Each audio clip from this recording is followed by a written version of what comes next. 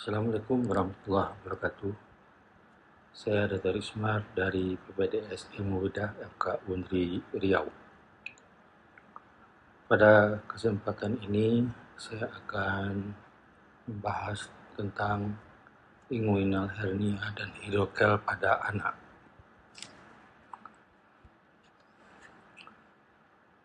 Hernia inguinal pada anak atau hidrokel pada anak adalah salah satu penyakit yang sering dilakukan tindakan operasi di divisi bedah anak.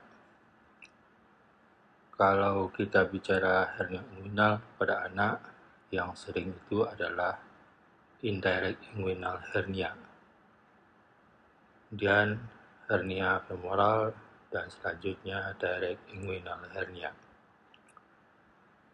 Angka kejadian daripada hernia inguinal pada anak sekitar 3,5 sampai 5% dan meningkat pada prematur sekitar 7 sampai 30%. Dan pada bayi prematur risiko tinggi untuk terjadinya inkas rata sekitar 60%. Rasio laki-laki dan perempuan kira-kira 10:1. Dari statistik juga ditemukan hernia inguinal pada anak sering pada sisi kanan sekitar 60%, 30% pada sisi kiri, 1% bilateral, dan bisa dalam bentuk hernia yang komplit atau incomplete. Maksudnya hernia yang komplit apabila kantong hernia sudah sampai ke skrotum dan testis. Sedangkan hernia incomplete, kantong hernia terbatas di atas testis.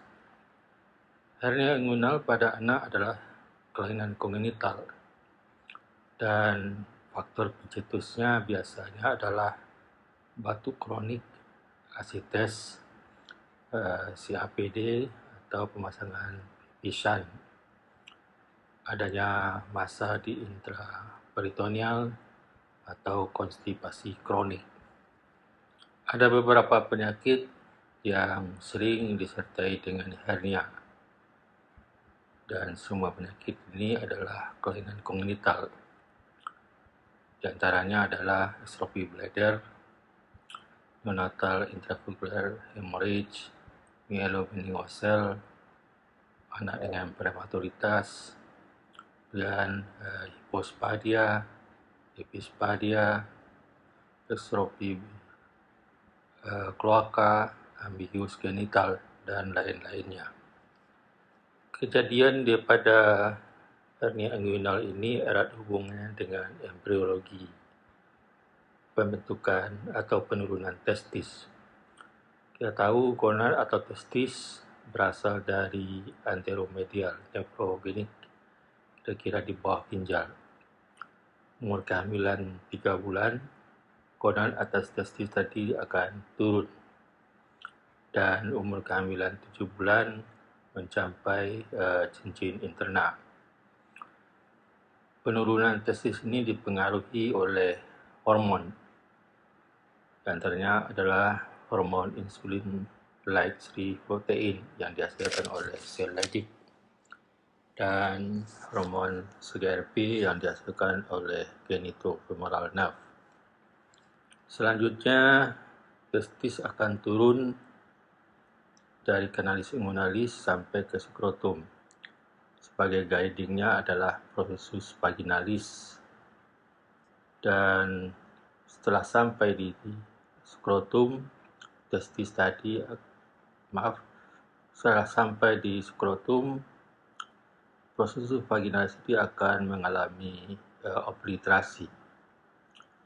Tapi bagian yang di skrotum tetap ada, jadi menjadi tunika vaginalis.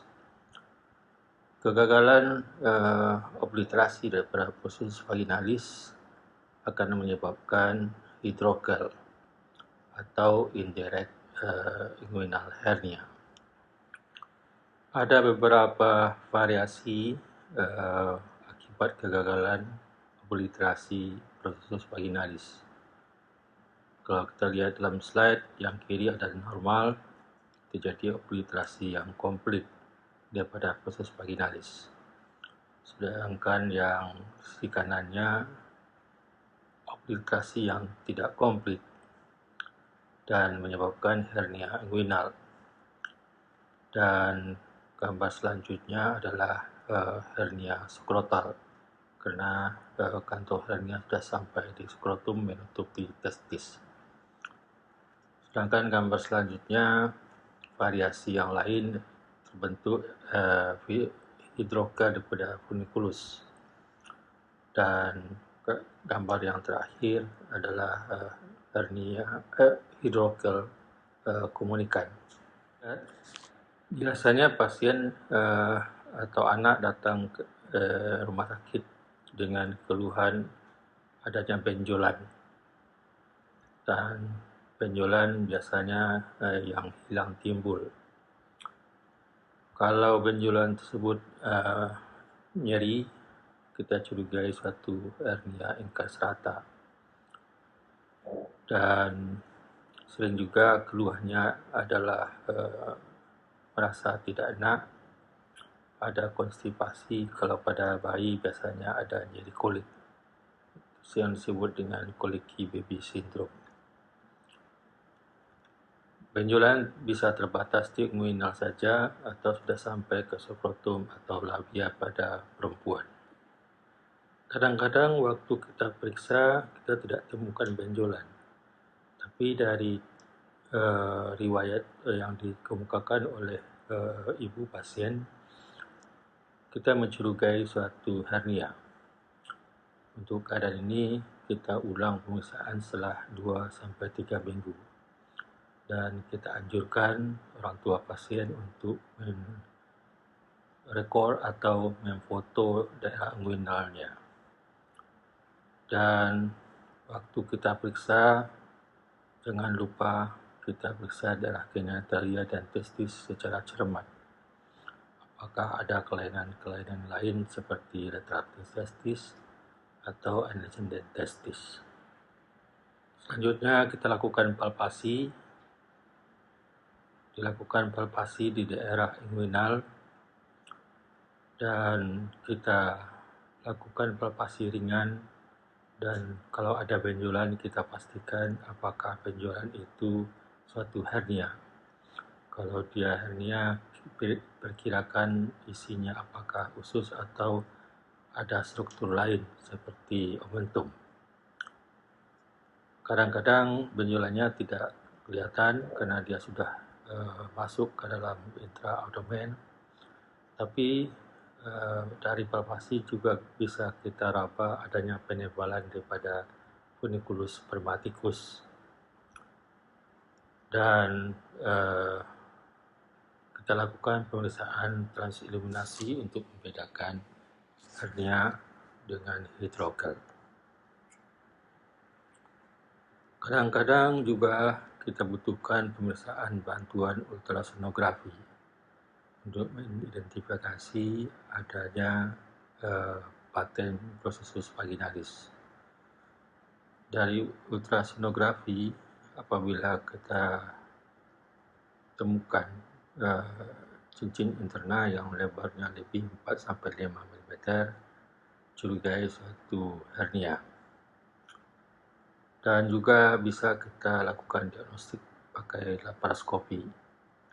Secara afu bisa kita lihat apakah prosesus vaginalisnya masih terbuka atau sudah tertutup. Pada keadaan incastrata atau strangulata, kita butuh pemeriksaan ronsen foto. Dan pada ronsen foto biasanya kita lihat adanya tanda-tanda obstruksi atau ada tanda-tanda peritonitis. Kadang bisa kita lihat udara di daerah skrotum.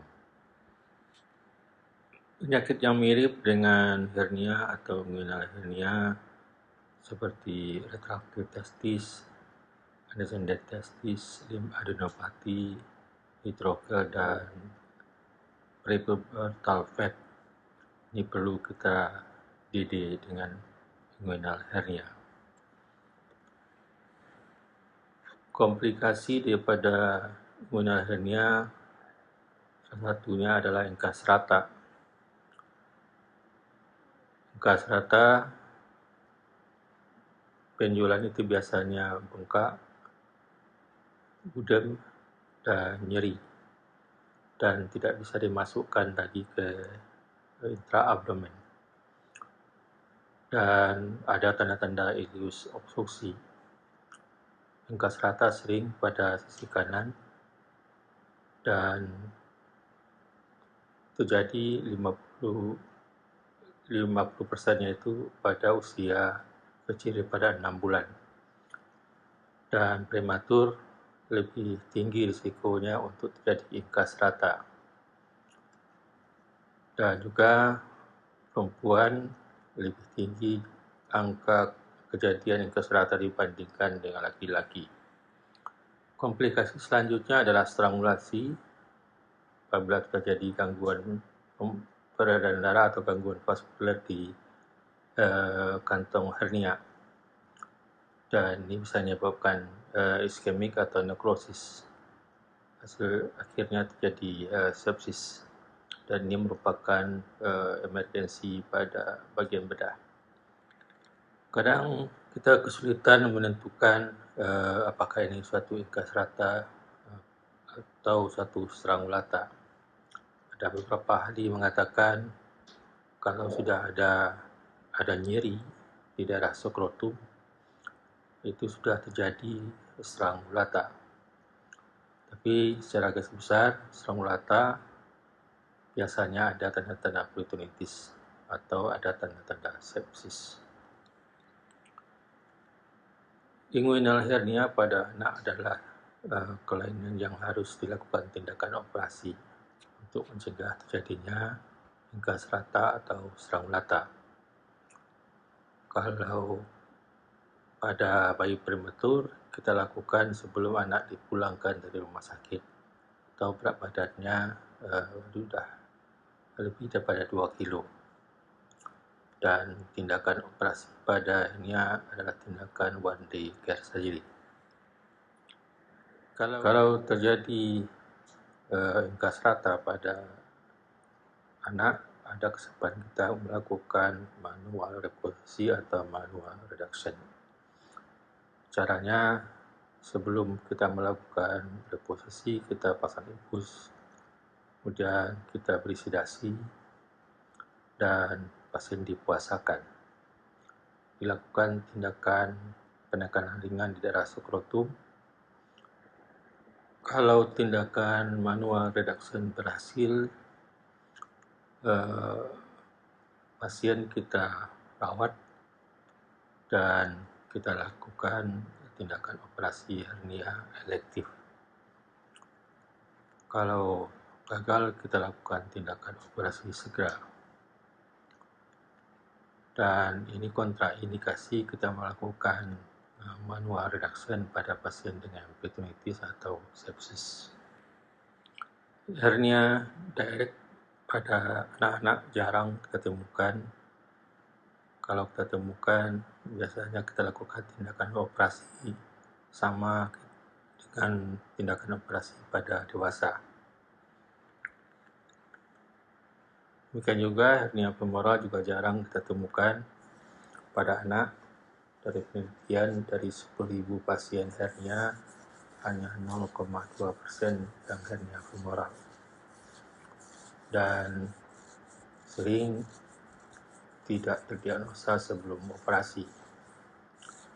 Sebagai pedoman, hernia femoral ini adalah benjolan di inguinal tapi di bawah ligamentum inguinal. Selanjutnya kita masuk dengan hidrokel. Hidrokel pada anak cukup sering kita temukan, dan ini juga suatu kelainan kongenital.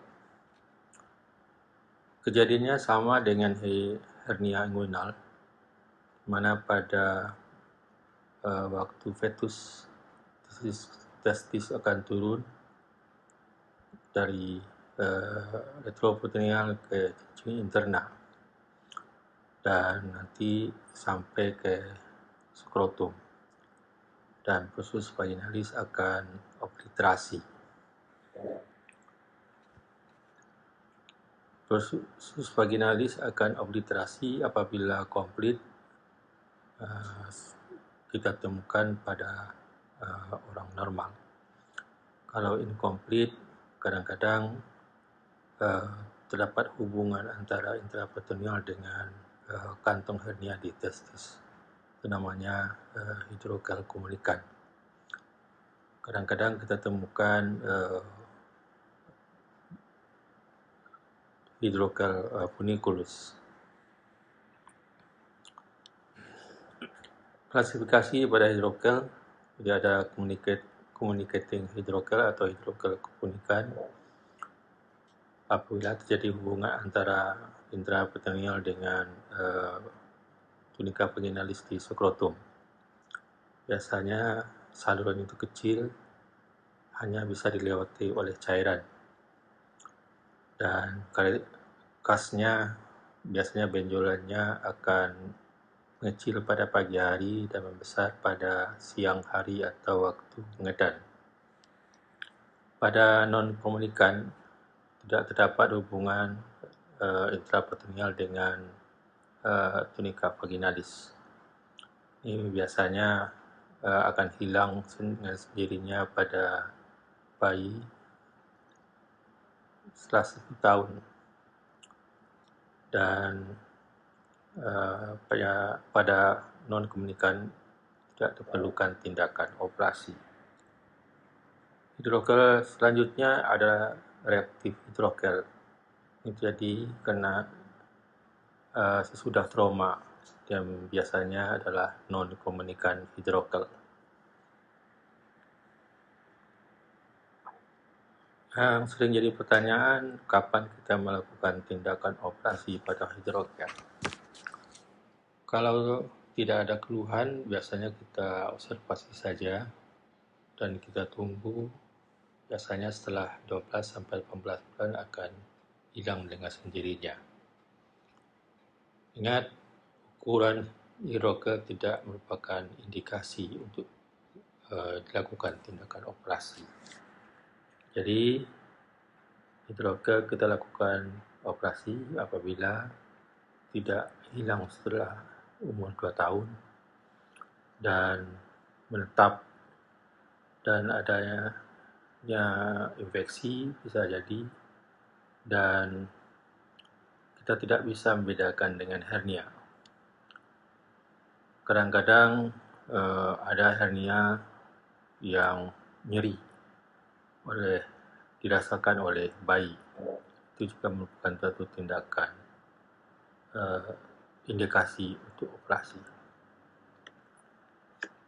Demikian secara singkat kita bahas tentang hidrokel atau hernia pada anak. Semoga bermanfaat, terutama buat residen bedah atau yang lainnya. Assalamualaikum warahmatullahi wabarakatuh. Terima kasih.